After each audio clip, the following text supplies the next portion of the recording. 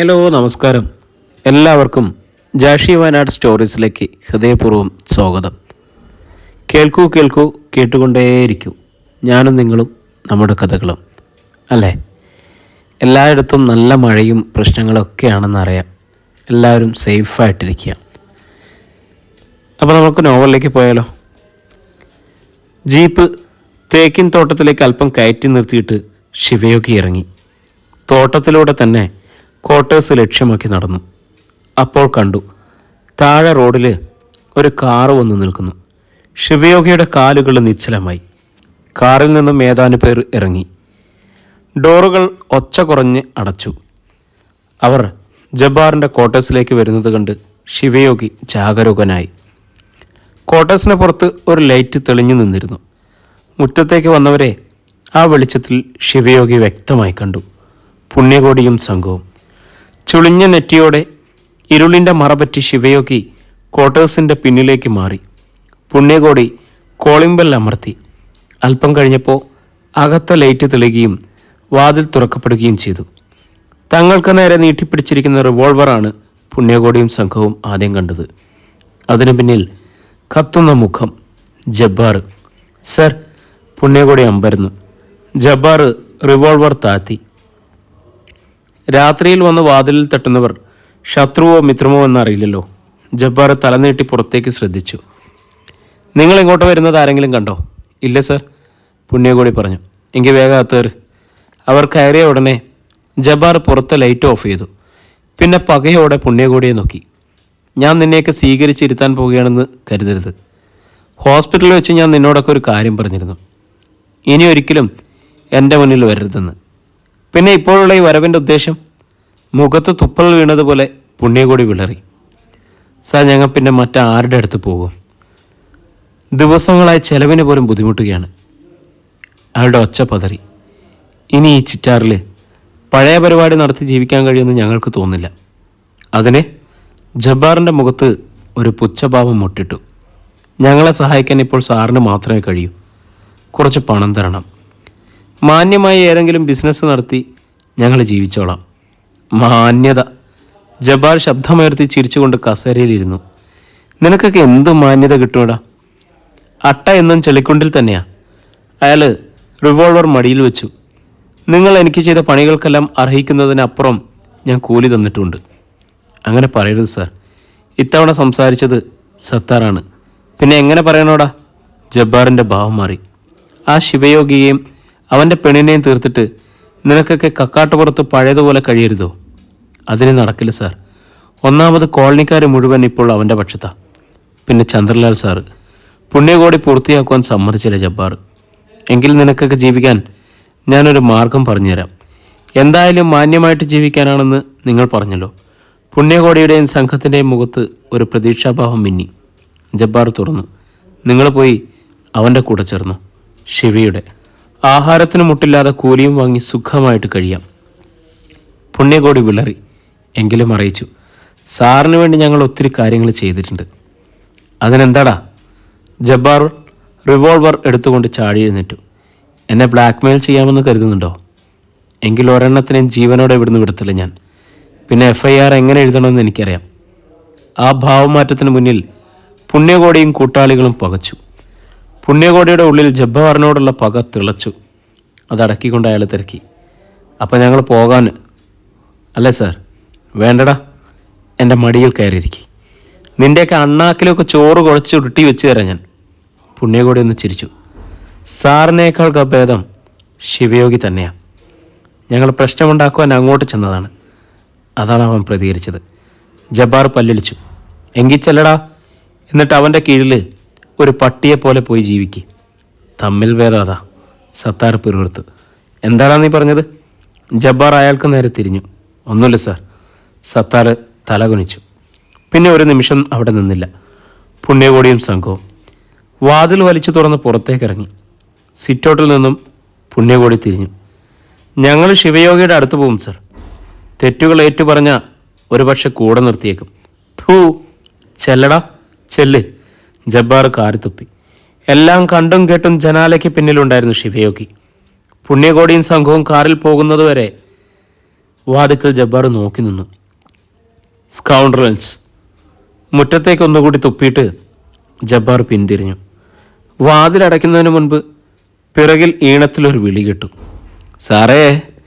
ജബ്ബാർ തിരിഞ്ഞതും അയാളുടെ കയ്യിലിരുന്ന റിവോൾവർ തട്ടിത്തെറിക്കപ്പെട്ടു. ഒപ്പം കഴുത്തിൽ കുത്തിപ്പിടിച്ച് അയാളെ പുറകോട്ട് തള്ളിക്കൊണ്ടുപോയി ഒരു കസേരയിലേക്കിട്ടു. ഞെട്ടലോടെ ജബ്ബാർ തൻ്റെ എതിരാളിയുടെ മുഖം കണ്ടു. ശിവയോഗി. അവൻ വലതുകാലുയർത്തി അയാളുടെ നെഞ്ചിൽ ചവിട്ടിപ്പിടിച്ചു. ശേഷം ആ മുഖത്തിന് നേർക്ക് കൈവിരൽ ചൂണ്ടി. തന്നെ കൊല്ലാൻ വന്നതല്ല ഞാൻ. പക്ഷേ എനിക്കറിയേണ്ട കാര്യങ്ങൾ തൻ്റെ ഈ വൃത്തികെട്ട നാവിൽ നിന്നും കേൾക്കണം. താൻ അതിന് തയ്യാറായില്ലെങ്കിൽ തീർച്ചയായും ഒരു കൊലപാതകം ഇവിടെ നടക്കും. നാളെ പോലീസും ജനങ്ങളും തൻ്റെ മരവിച്ച ശരീരം കാണും. ജബ്ബാറിൻ്റെ ശ്വാസം മുട്ടി. എടാ നീ.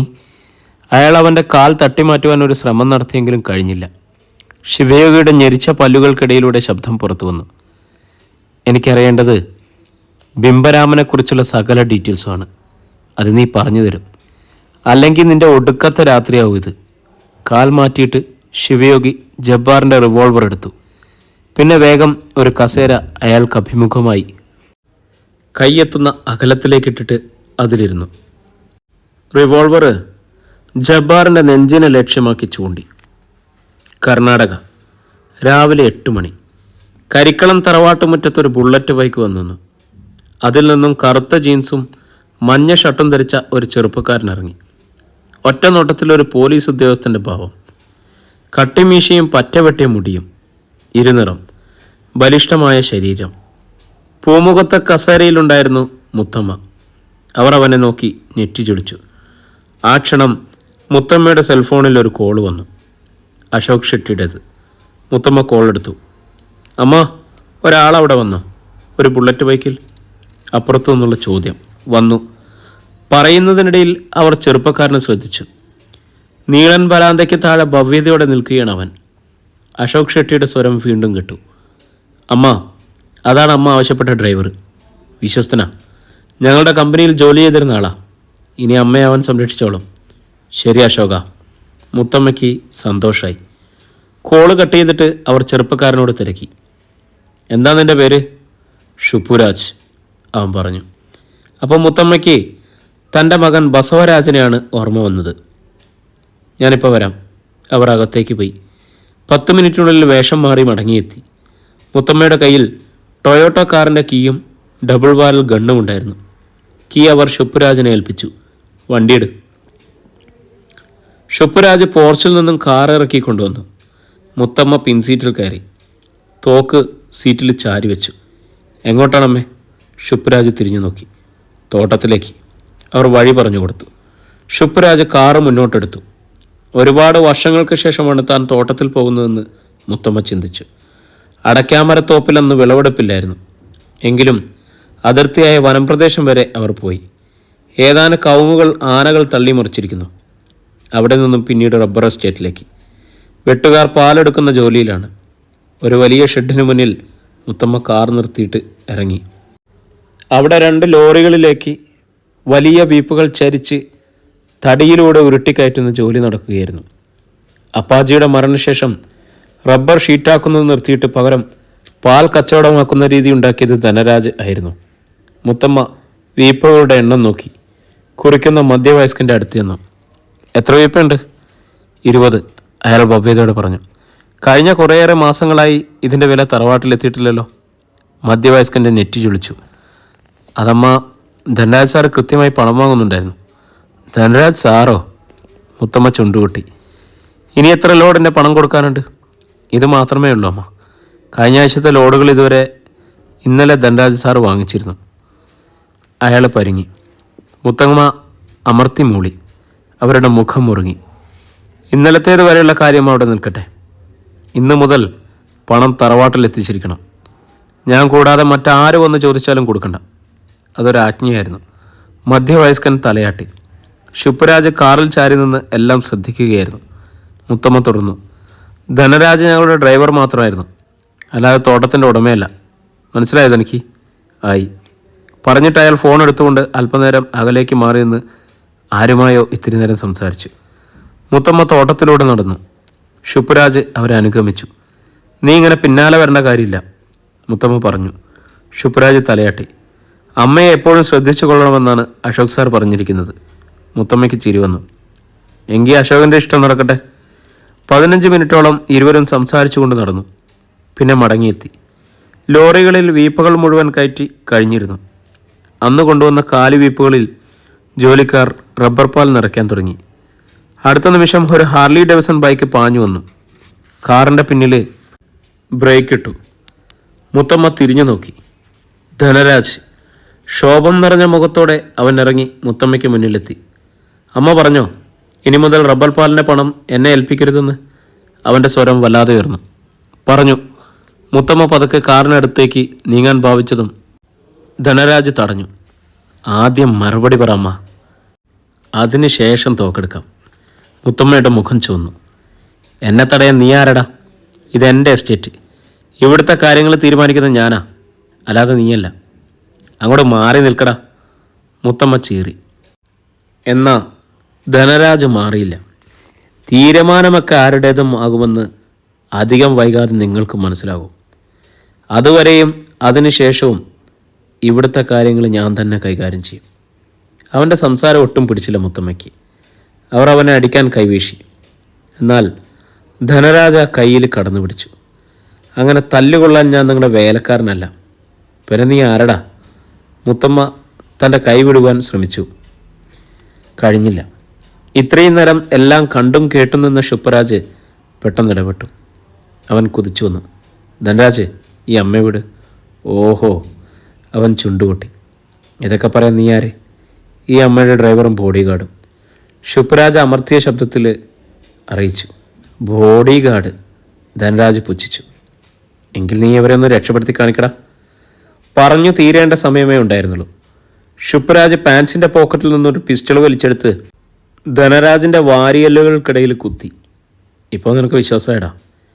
ഈ അമ്മയെ ആരുപദ്രവിക്കാൻ ശ്രമിച്ചാലും തീർത്തേക്കാനാണ് പിസ്റ്റൾ എന്നെ ഏൽപ്പിച്ചിട്ട് എന്നെ ഇവിടേക്ക് അയച്ച ആൾ പറഞ്ഞിരിക്കുന്നത്. ഞാൻ ആ വാക്കങ്ങ് പാലിക്കട്ടെ. നടുങ്ങി നിന്നു ധനരാജ്. അറിയാതെ അവൻ്റെ കൈവിരലുകൾ അഴിഞ്ഞു. മുത്തമ്മ കൈ കുടഞ്ഞിട്ട് അവൻ്റെ മുഖമടിച്ചൊന്ന് പൊട്ടിച്ചു. ഇതിരിക്കട്ടടാ ഒരു ഓർമ്മയ്ക്ക്. പകയോടെ ധനരാജ് അവരെയും ശുഭരാജിനെയും മാറി മാറി നോക്കി. ശേഷം ചെന്ന് ബൈക്കിൽ കയറി. രണ്ടുപേരും കാതേന്നുള്ളിക്കോ. എന്നിട്ട് 2 ഷാപ്പെട്ടികൾക്ക് ഓർഡർ നൽകിക്കോ. ഞാൻ വരും നിങ്ങളെ കൊല്ലാൻ. അലറി പറഞ്ഞിട്ട് അവൻ ബൈക്കോടിച്ചു പോയി. മുത്തമ്മ റബ്ബർ പാൽ കൊണ്ടുപോകാൻ നിന്ന മധ്യവയസ്കന് നേരെ വെട്ടിത്തിരിഞ്ഞു. ഞാൻ പറഞ്ഞ കാര്യം നീ അപ്പോൾ തന്നെ അവനെ വിളിച്ചു പറഞ്ഞു അല്ലേ? അമ്മ അത് അയാളെ പതറി. ഇനി നീയുമായിട്ട് കരിക്കളം തറവാട്ടിന് യാതൊരു ബിസിനസ്സും ഇല്ല.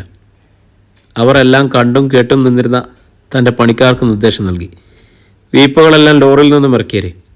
പിന്നെ 2-3 പേര് ഇവിടെ കാവൽ നിൽക്കണം. അതിനുള്ള ശമ്പളം ഞാൻ വേറെ തരും. പറഞ്ഞിട്ട് തിരിഞ്ഞു നോക്കാതെ മുത്തമ്മ കാറിൽ കയറി. ചിറ്റാറ്. കക്കാട്ടുപുറത്ത് വീട്ടിലെ ജോലികൾ തീർത്ത ശേഷം പണിക്കാരി സ്ത്രീകളുടെ കൂടെ കോഴിഫാമിലേക്ക് ഇറങ്ങിയതാണ് മണിവർണ്ണ. ഇനി കുറച്ച് സമയം കഴിഞ്ഞേ അവൾ മടങ്ങി വരൂ എന്നറിയാം ശിവയോഗിക്ക്. തങ്ങൾ ഉപയോഗിക്കാത്ത ഒരു മുറിയിൽ കയറി അവൻ വാതിലടച്ചു. പിന്നെ അവിടെ സൂക്ഷിച്ചിരുന്ന ചെറിയ ബാഗ് എടുത്ത് തുറന്നു. അതിൽ കർണാടകയിൽ നിന്നും കൊണ്ടുവന്ന സിഗാറുകളും ബുള്ളറ്റുകളും ഉണ്ടായിരുന്നു. ബുള്ളറ്റുകളിൽ ഒന്നെടുത്ത് അവൻ സിഗാറിന് മേൽ വെച്ച് നോക്കി. ചെയ്യാൻ പോകുന്നത് വളരെ അപകടം പിടിച്ച പണിയാണ്. എങ്കിലും പിന്നോട്ട് പോകുവാൻ അവൻ്റെ മനസ്സനുവദിച്ചില്ല. ശിവയോഗി ഒരു എൻട്രി കട്ടർ എടുത്ത് സിഗരറ്റിൻ്റെ മധ്യഭാഗത്തുള്ള ചതുരത്തിൽ 1.5 ഇഞ്ച് നീളത്തിൽ തുരന്നു മാറ്റി. പിന്നീട് ബുള്ളറ്റിൻ്റെ പിൻഭാഗം മുന്നിൽ വരത്തക്ക വിധത്തിൽ സിഗരറ്റിനുള്ളിലേക്ക് അമർത്തി വെച്ചു. തുടർന്ന് നേരത്തെ കട്ട് ചെയ്തെടുത്ത പുകയില ഞെരടി ബാക്കി എല്ലാ ഭാഗത്തും അമർത്തി ഫിറ്റ് ചെയ്തു. ശേഷം പ്ലാസ്റ്റിക് സെല്ലോ ടേപ്പ് കൊണ്ട് ആ ഭാഗം മാത്രം ഒന്ന് ചുറ്റി. ഒറ്റ നോട്ടത്തിൽ അതാരും ശ്രദ്ധിക്കുന്നില്ലെന്ന് ഉറപ്പാക്കി. Do or die. ക്രൂരമായി ഒരു ചിരിയോടെ അവൻ പിറുവിറുത്തു. അധ്യായം 27. ശിവ. മണിവർണ്ണം മുറ്റത്തൊന്നും വിളിക്കുന്നത് കേട്ടു.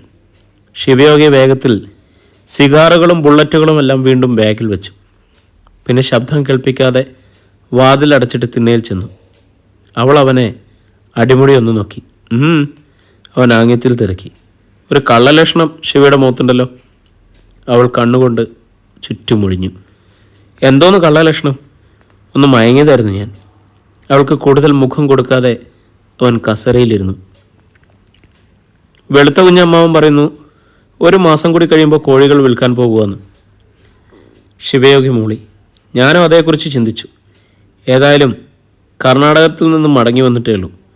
അത് കേട്ടപ്പോൾ മണിവർണ്ണയുടെ മുഖം മ്ലാനമായി. അതേസമയം അള്ളുങ്കലിൽ ബിംബരാമൻ്റെ ചിക്കൻ ഫാമിലെ ഫോൺ ശബ്ദിച്ചു. കോഴികൾക്ക് തീറ്റ കൊടുക്കായിരുന്ന ജോലിക്കാരിൽ ഒരാൾ പഴയ മേശപ്പുറത്ത് വെച്ചിരുന്ന ഫോൺ എടുത്തു. മറുഭാഗത്ത് ബിംബരാമനായിരുന്നു. അയാളെ പെട്ടെന്ന് ഫോൺ കാതിൽ ചേർത്തു. ഹലോ, പറഞ്ഞ അണ്ണ, ഫംഗസ് പാതയിൽ നമ്മുടെ കുറച്ച് കോഴികൾ ചത്തു. അല്ലടാ, ബിംബരാമൻ്റെ ദേഷ്യത്തോടെയുള്ള ചോദ്യം കിട്ടും. അണ്ണ, അത് പണിക്കാരൻ പരിങ്ങി. ചത്തതിനെയൊക്കെ എന്ത് ചെയ്തു? അപ്പുറത്ത് ദേവനേശൻ കുഴിയെടുത്തോണ്ടിരിക്കുക, വെട്ടി മൂടാൻ. ആ നായിൻ്റെ മോനോട് പറ മൂടണ്ടെന്ന്. പിന്നെ പണിക്കാരൻ എന്താളിച്ചു. ഒരു ദിവസം ചാക്കിൽ കെട്ടി അവറ്റകളെ അങ്ങനെ ഇടുക.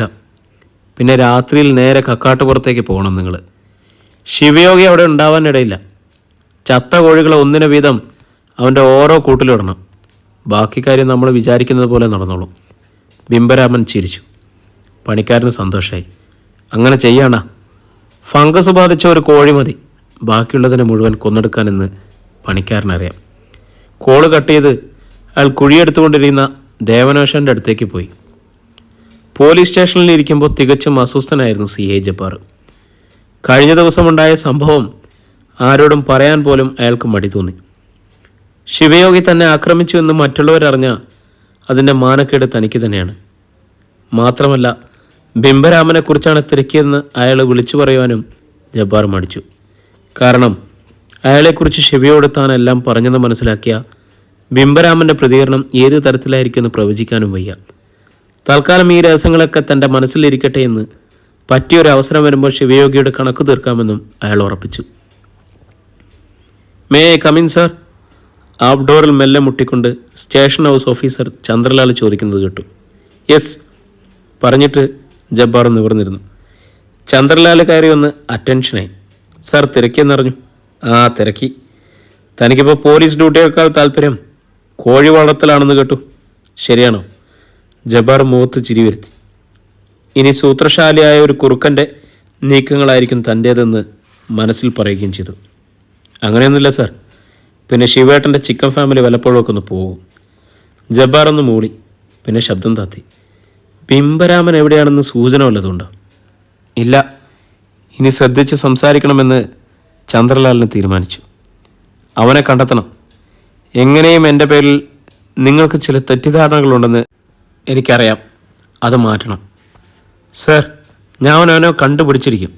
ചന്ദ്രലാൽ ഉറപ്പ് നൽകി. അത് മതി. അതിനെ തന്നെ തിരക്കിയത്. പിന്നെ അവനെ കിട്ടുന്നതുവരെ ഇക്കാര്യം നമ്മൾ മാത്രം അറിഞ്ഞാൽ മതി. ശരി സാർ. ഒന്നുകൂടി അറ്റൻഷനായിട്ട് ചന്ദ്രലാൽ ക്യാബിൻ വിട്ടു. നിന്നെ അവൻ കണ്ടാൽ നീ റിവോൾവർ എടുക്കും മുൻപ് അവൻ നിന്റെ നെഞ്ചു പിളർത്തും ചന്ദ്ര. ജബ്ബാർ മനസ്സിൽ പറഞ്ഞു. കർണാടക കരിക്കളം തറവാട്ടുമുറ്റത്ത് ഭുവനേശ്വരിയുടെ ചെറോക്കി കാർ വെട്ടിത്തിരിഞ്ഞു വന്ന് ബ്രേക്ക് ഇട്ടു. ശുപ്പുരാജ് കാർ കഴുകി തുടച്ചുകൊണ്ട് പോർച്ചിൽ നിൽക്കുകയായിരുന്നു. ചെറോക്കിയുടെ ഡ്രൈവർ സീറ്റിൽ നിന്നും മൊട്ടത്തലയൻ ഭൈരപ്പ ഇറങ്ങി. പിന്നെ പിറകിലെ ഡോർ ആദരവോടെ തുറന്നു പിടിച്ചു. ചന്ദന നിറമുള്ള ഒരു കാൽപാദമാണ് ശുപ്പുരാജ് ആദ്യം കണ്ടത്.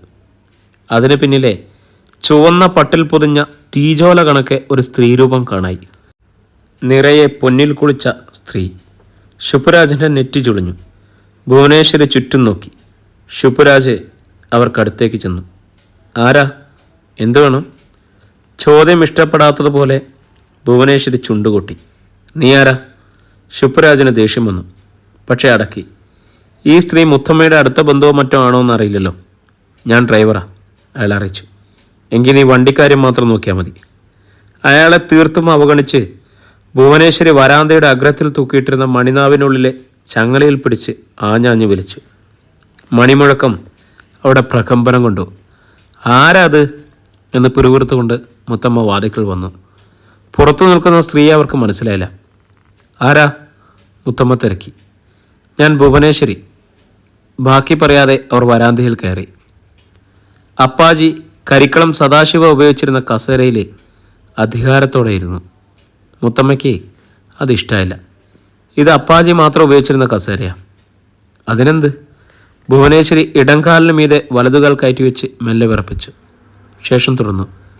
ഒരുപക്ഷെ ഈ കസേരയിലിരിക്കുവാൻ മറ്റൊരാളെക്കാളും യോഗ്യത എനിക്കായിരിക്കും. മുത്തമ്മയുടെ ക്ഷമ നശിച്ചു തുടങ്ങി. അത് ശ്രദ്ധിക്കാതെ തറവാടിൻ്റെ പുറംഭാഗത്ത് ആകമാനം ഒന്ന് കണ്ണോടിച്ചു ഭുവനേശ്വരി. പിന്നെ ഡ്രൈവർ ഭൈരപ്പയൊന്ന് നോക്കി. കൊള്ളാല്ലേടാ? അതെ മാഡം, ഭൈരപ്പ സമ്മതിച്ചു. നല്ല ശാന്തതയുണ്ട്, പഴമയുടെ പ്രൗഢിയുണ്ട്. ഇത് ബാറാക്കി മാറ്റിയ കന്നഡത്തിലെ വമ്പന്മാരൊക്കെ വരും. ഈ തറവാട് ബാറാക്കാനോ? അത് നിങ്ങളങ്ങ് തീരുമാനിച്ചാൽ മതിയോ? മുത്തമ്മ ഭുവനേശ്വരിക്ക് നേരെ വിരൽ ചൂണ്ടി. പിന്നെ ആര് തീരുമാനിക്കണം മുത്തമ്മ? എൻ്റെ പേരിലുള്ള ഈ തറവാടിന് എന്തൊക്കെ മാറ്റം വേണമെന്ന് തീരുമാനിക്കാനുള്ള അവകാശം എനിക്കല്ലേ? മുത്തമ്മ സ്തംഭയായി. നിൻ്റെ പേരിലുള്ള തറവാടോ? എഴുന്നേൽക്കടി, എന്നിട്ട് ഇറങ്ങ് പുറത്തേക്ക്, അട്ടഹസിച്ചുകൊണ്ട് മുത്തമ്മ പറഞ്ഞു. ദേ തള്ളേ! ഭുവനേശ്വരി കസേരയിൽ നിന്നും ചാടി എഴുന്നേറ്റു. ഈ കാണുന്ന സ്വത്തുക്കൾക്കൊക്കെ ഏക അവകാശിയാണ് ഞാൻ. അതിനുള്ള തെളിവുകളൊക്കെ കാണിക്കേണ്ടവരെ കാണിക്കുകയും ചെയ്തോളാം. പിന്നെ എൻ്റെ നേരെ ഇനി ഇങ്ങനെ കയർത്താൽ പിന്നെ നിങ്ങളുണ്ടാവില്ല. വികാര വിക്ഷോഭം കാരണം കടപ്പല്ലമർത്തി നിന്നതല്ലാതെ മുത്തമ്മയ്ക്ക് മിണ്ടാനായില്ല. തന്നേക്കാൾ ചെറുപ്പവും ആരോഗ്യവതിയുമാണ് ഇവള്. ഇവളോട് പിടിച്ചു നിൽക്കുവാൻ തനിക്ക് കഴിഞ്ഞെന്ന് വരില്ല. പരിഹാസത്തോടെ ഭുവനേശ്വരി തുറന്നു. എൻ്റെ മാന്യതയും ദയാവായ്പും അനുസരിച്ച് നിങ്ങൾക്ക് ഞാൻ 4 ദിവസത്തെ സമയം തരും. നിങ്ങൾക്ക് ഇവിടെ നിന്നും ഇഷ്ടമുള്ളതൊക്കെ എടുത്തുകൊണ്ട് പോകാം. പക്ഷെ താമസം തൊഴിലാളികളുടെ കൂടെ ആയിരിക്കണം.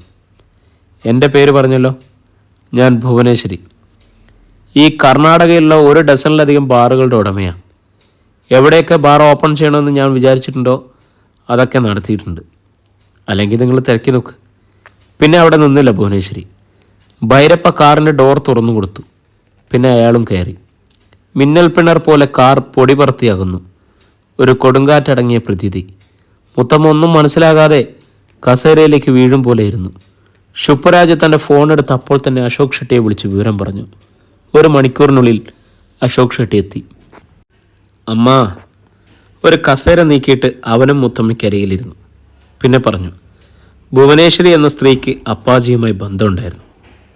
ഷോക്കേറ്റ് ഹോസ്പിറ്റലിൽ കിടന്നിരുന്ന അപ്പാജിയുടെ അരികിലെ അവരുണ്ടായിരുന്നു. ശിവയോഗി അതിന് സാക്ഷിയാണ്.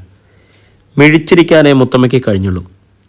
അപ്പോൾ അവരുടെ ഉള്ളിൽ ഒരേ ഒരു ആഗ്രഹമേ ഉണ്ടായിരുന്നുള്ളൂ. ശിവയോഗി ഒന്ന് വന്നിരുന്നെങ്കിൽ, അവനെ ഒന്ന് കാണാൻ കഴിഞ്ഞിരുന്നെങ്കിൽ. കക്കാട്ടുപുറം സ്റ്റേഷനിൽ നിന്ന് നേരത്തെ ഇറങ്ങിയ SI ചന്ദ്രലാൽ മടങ്ങിയെത്തുമ്പോൾ അന്നത്തെ പണികൾ അവസാനിപ്പിച്ച് സ്ത്രീകൾ മടങ്ങുവാൻ ഭാവിക്കുകയായിരുന്നു. വെളുത്ത കുഞ്ഞും യാത്ര പറയുവാൻ ഒരുങ്ങി നിൽക്കുകയാണ്.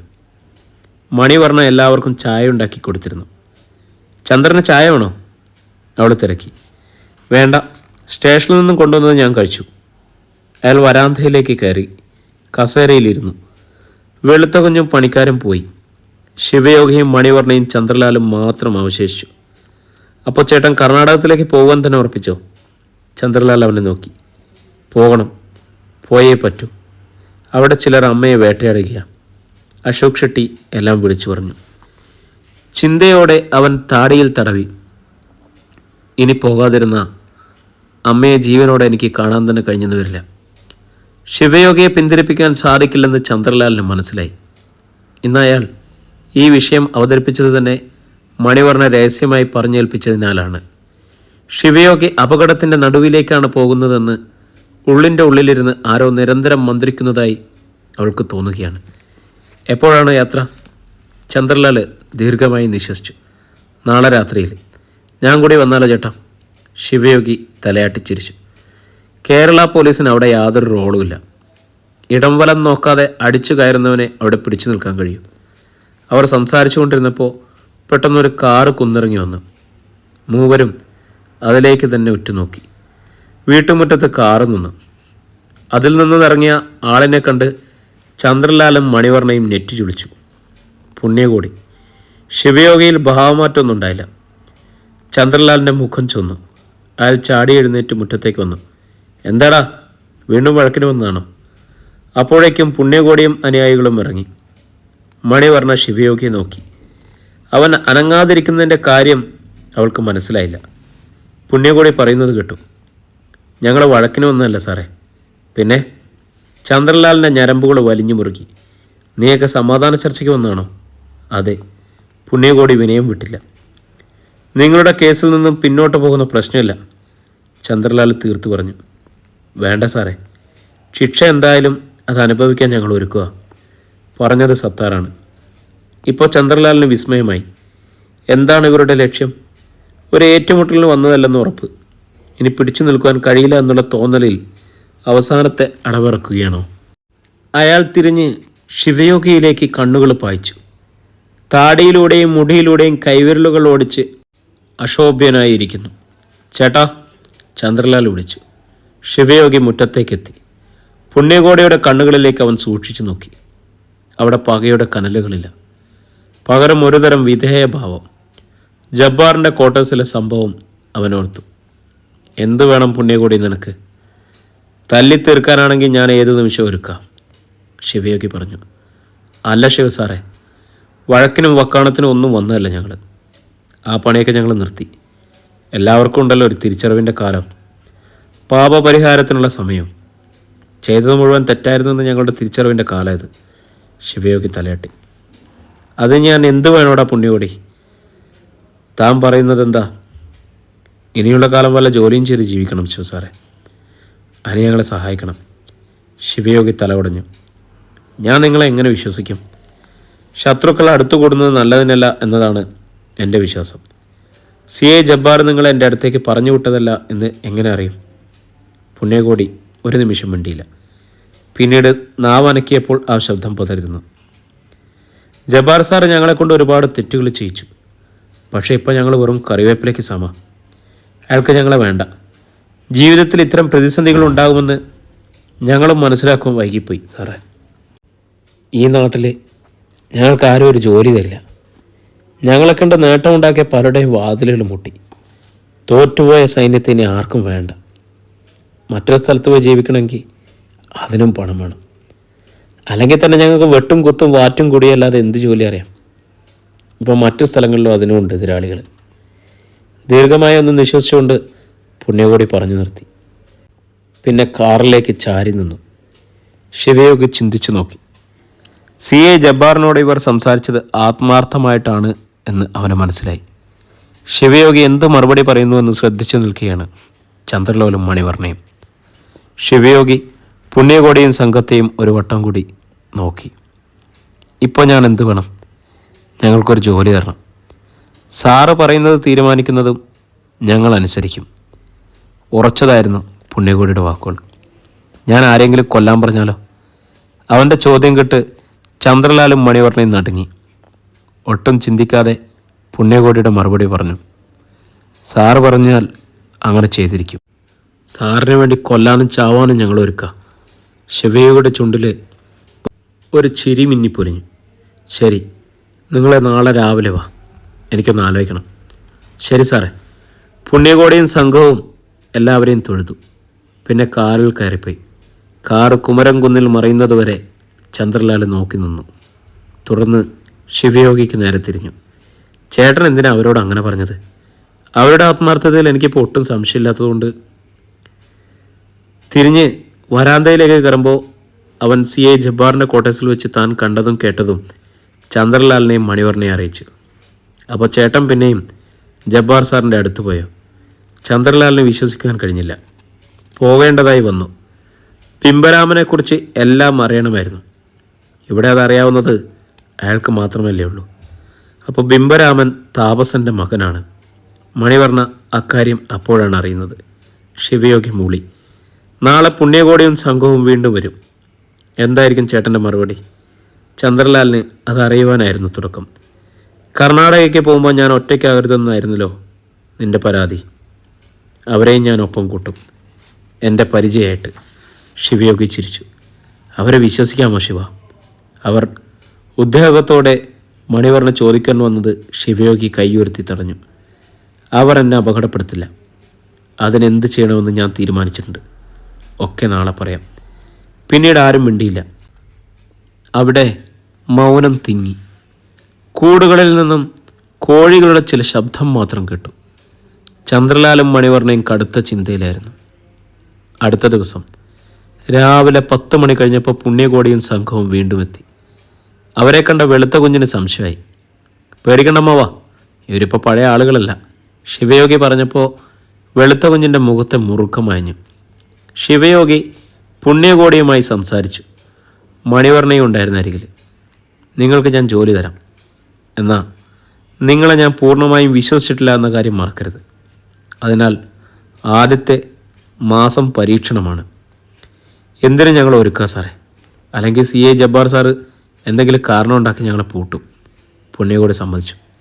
എങ്കിൽ ഒരു സിഗരറ്റിന് തീപിടിപ്പിച്ചുകൊണ്ട് ശിവയോഗി തുറന്നു. ഞാൻ ഇന്ന് രാത്രി കർണാടകയ്ക്ക് പോകും. അവിടെ ഒരു ശുദ്ധികലശം. സത്താർ ഇവിടെ നിൽക്കും. ബാക്കി 4 പേരും എൻ്റെ കൂടെ വരണം. സമ്മതിച്ചു. പുണ്യകോടി തലയാട്ടി. പിന്നെ സത്താറിനെ ഇവിടെ നിർത്തുന്നത് എന്തിനാണെന്ന് മനസ്സിലായി സാറേ. വഴിയിൽ വെച്ച് ഞങ്ങൾ ചതിക്കുമോ എന്നുള്ള സംശയം. ആരായാലും അങ്ങനെ ചിന്തിച്ചു പോകും സാറേ. ഞങ്ങൾക്ക് സാറിൻ്റെ തീരുമാനത്തിൽ സന്തോഷമേ ഉള്ളൂ. ശിവയോഗി അപ്പോൾ തന്നെ അശോക് ഷെട്ടിയെ വിളിച്ച് വിവരം പറഞ്ഞു. തൽക്കാലം തന്നെ മടങ്ങി വരുമ്പോൾ അമ്മയെ മറ്റും അറിയിക്കേണ്ടെന്ന് നിർദ്ദേശിച്ചു. നിങ്ങൾ മംഗലാപുരത്ത് വരുമ്പോൾ കർണാടകൻ രജിസ്ട്രേഷനുള്ള ഇന്നോവ കാർ അവിടെ ഉണ്ടാവും. ഡ്രൈവറും നിങ്ങൾ വരുന്ന വാഹനം അവിടെ സൂക്ഷിക്കാനുള്ള ഏർപ്പാട് ചെയ്തിരിക്കണം. അതുപോലെ അശോക് ഷെട്ടി തിരക്കി. മതി, ധാരാളം. ഇനിയെല്ലാം നേരിൽ കാണുമ്പോൾ. ഞാൻ വരുന്നത് വരെ അമ്മയ്ക്കൊന്നും സംഭവിക്കരുത്. അക്കാര്യത്തിലായിരുന്നു അവൻ ഉത്കണ്ഠ. ഒക്കെ ഞാൻ ഏറ്റടാ. അശോക് ഷെട്ടി കോൾ മുറിച്ചു. അന്നത്തെ ദിവസം മണിവർണ്ണയെ സംബന്ധിച്ചിടത്തോളം യാതൊരു ഉന്മേഷവും ഉണ്ടായിരുന്നില്ല. ശിവയോയ്ക്ക് അത് മനസ്സിലാവുകയും ചെയ്തു. അവളെ ആശ്വസിപ്പിക്കുകയും ചെയ്തു. കക്കട്ടാറിൻ്റെ മറുകരയിൽ പൊന്തക്കാട്ടിൽ കക്കാട്ടുപുറം വീടിന് നേർക്ക് ബൈനോക്കുലർ വഴി ശ്രദ്ധിച്ചുകൊണ്ട് ബിംബരാമൻ്റെ ആളുണ്ടായിരുന്നു, ദേവനേഷൻ. പ്രിയമുള്ളവരെ, നമ്മുടെ കഥ ഇവിടെ തുടരുകയാണ്. ഇതിൻ്റെ അടുത്ത ഭാഗമായിട്ട് നമ്മൾ നാളെ വീണ്ടും കണ്ടുമുട്ടും. നിങ്ങളുടെ എല്ലാവരെയും അഭിപ്രായങ്ങൾ എന്തായാലും കമൻ്റായിട്ട് രേഖപ്പെടുത്തണം കേട്ടോ. കമൻറ്റുകളൊക്കെ വളരെ കുറവാണ്. ആളുകൾ കേൾക്കുന്നുണ്ട്, പക്ഷേ ആരും കമൻറ്റുകളൊന്നും ചെയ്യുന്നില്ല. കമൻറ്റ് ചെയ്യും, നിങ്ങളുടെ പ്രിയപ്പെട്ടവർക്ക് വീഡിയോ ഷെയർ ചെയ്ത് കൊടുക്കുകയൊക്കെ ചെയ്യാം. എന്നാലേ നമ്മുടെ വീഡിയോ ഒക്കെ ഒന്ന് ക്ലിക്കാവുകയൊക്കെ ചെയ്യുള്ളൂ. അപ്പോൾ ഒത്തിരി സന്തോഷത്തോടെ എല്ലാവരും സേഫായിട്ടിരിക്കുക, സമാധാനത്തോടെ ഇരിക്കുക. പിന്നെ ഇതാ ഞാൻ നാളെ ഇതിൻ്റെ തുടർച്ചയായിട്ട് നിങ്ങളുടെ അരികിലേക്ക് എത്തും. അപ്പം വീണ്ടും കാണുന്നത് വരേക്കും എല്ലാവർക്കും ശുഭദിനം. നിങ്ങളുടെ സ്വന്തം രാഷി വയനാട്.